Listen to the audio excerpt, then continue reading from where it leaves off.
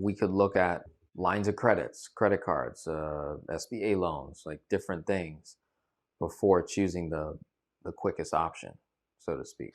If you don't have good credit, then it might be your only option. But then that's when the question becomes is, do I really need this or do I want this?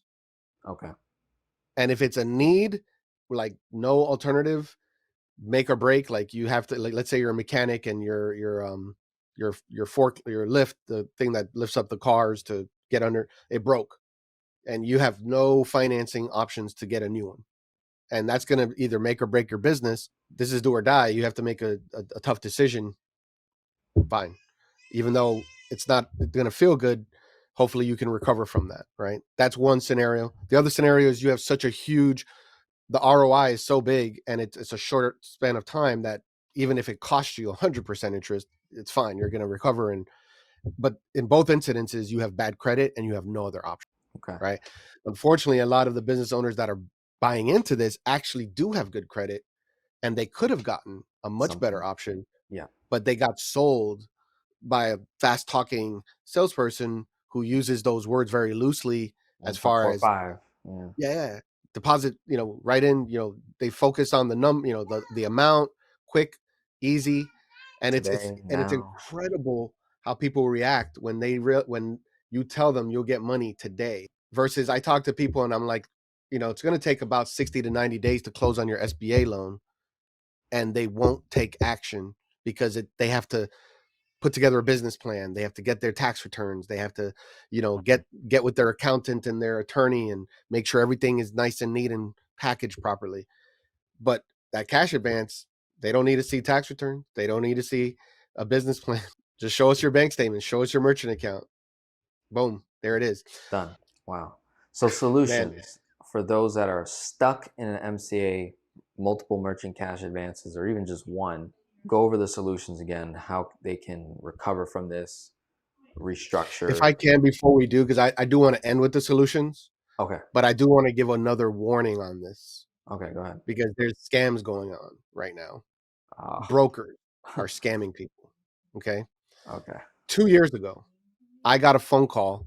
Somebody said, "Hey, I'm looking at a website and I see your video, but for some reason I don't feel like this is your website, and I have a feeling you don't even know about." And I'm like, "What?" And I'm like, "What's the website?" So I look it up. Sure enough, there's my video. I have one of my videos talking about a paydex score and what's business credit and how does business credit work. There's me, dead center on this website, and the whole website is promoting paying them $3,000 to build your business credit, right? Um, you're going to sign up with them and they're going to get you a line of credit within a week. And that's going to grow from 20, 30,000 to 100,000 within 30 days. This is how they're promoting it. You know what they did? They got the person's bank statements. First, they charged them the That's right. fee, 3,500. They Right. get the bank statements. They go and shop it out, get them approved for 2 or 3 cash advances. They don't even present the terms or the contract to the client. They sign it. You get money deposited into your checking account and they disappear. They got paid a commission from the cash advance companies and they disappear. You'll never hear from them again. So they're right. So they get your information, you pay the 3K, they gather your details to go and apply on your behalf for those tools. But they don't tell you exactly what they're doing. You're trusting a process of getting access to a business credit building program. I've That was how they used my video. Of course, I shut it off right away, right? Yeah. And hopefully put a wrench in their program. But what I've heard more and more lately is people being promised SBA loans with 0% interest. And I'm like, what are you talking about? Why would you even Man. like call a bank and say, hey, does this exist? Is there a 0% SBA loan? So they're offering people, you know, basically really good loans. I just need your bank statement, getting the merchant cash advances, disappearing. And now this guy's stuck with $100,000 debt at 45% interest over the next 6 months. He calls the merchant cash advance company and says, hey, I didn't authorize this. I never even saw a contract. Well, is that your bank account, sir? it is my bank account. Well, that's your debt. That's their Oof. response. Oof. But sir, I didn't sign the contract. Well, we have a contract and Proof somebody signed signature. it, and that's your bank account. So, well, what's my options? Well, you can get an attorney, sir, if you'd like, but Wow. there's nothing we can do to help you. Mm. This is what I'm hearing. I actually spoke to a guy. He's going to get back to me in about a month. He has a lawsuit pending. I don't even want to say what state. He asked me just not to like divulge it, but he's suing them. And I think if his lawsuit goes through, then he's going to reach back out to me. I'm going to interview him on the channel, and I'm going to try to promote it for all these people that are getting taken for these scams with these cash advance companies and brokers. So hopefully they can, come together and file a class action lawsuit, because it's one thing if you made a bad decision because you didn't ask the right questions, but it's a whole nother thing when you're bait and switch like that and you didn't even see a contract, some broker signing it, and then now you're stuck with this debt, and the lender's doing nothing to protect you. Yeah, because I'm like, how is, well, I guess because they had all your information, they're able to take the loan or the line on your behalf. But how are they getting that money deposited? Does it go to you Yeah, or yeah. them? And they get a commission. They're typically getting about Oh, okay, 10 okay, to okay. 12%. 10 to 12 points is the going commission for a broker. So if they got you a $200,000 cash advance, they're getting 10 to Oh, that's 12 a points nice, on that. okay, that's a nice And payday. they get it within 24 to 48 hours. Oh man, so I got you. So the lender pays commission to the broker plus their fee, their consulting fee, call it, or their program fee. Boom, they're gone. But you're They're gone. left carrying a $200,000 debt at And you're out whatever of interest pocket rate, if you paid them some type of consulting or and you're out of coaching. pocket. Shows up on your credit report, everything. Wow. You didn't build any credit. You're not one step closer to getting any SBA loan. Actually, you're 100 steps back. Wow, man. Yeah, it's terrible, man. That's like identity theft in a way.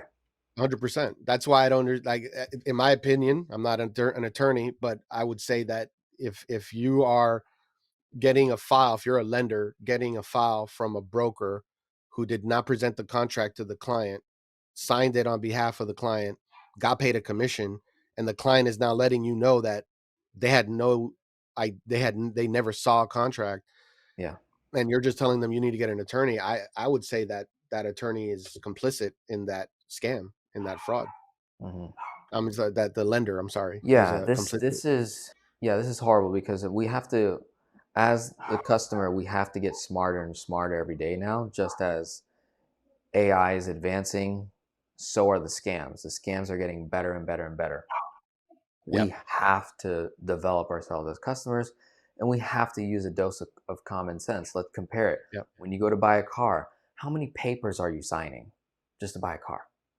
right, When you go to buy a home, you're signing a packet this thick.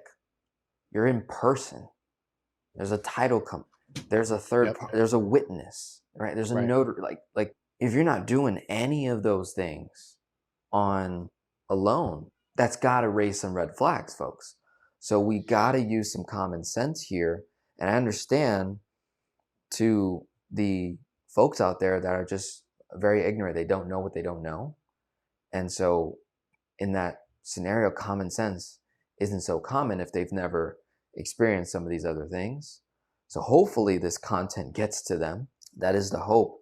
But I would also think we have to do something with the lenders because they're the third party, or they're the bridge that could potentially be an advocate for the customer. So I think we also need to advocate for some kind of additional, almost like two-factor authentication, right? Like something yeah, as you're processing that loan, like, okay, we need voice identification, we need a pin sent to the customer's cell phone right. to validate the, like something very simple, not crazy. Yeah, and I'm not Because suggesting that all of the lenders in that space right, are acting in that way, but there's a lot of them, and every day there's a new one that surfaces.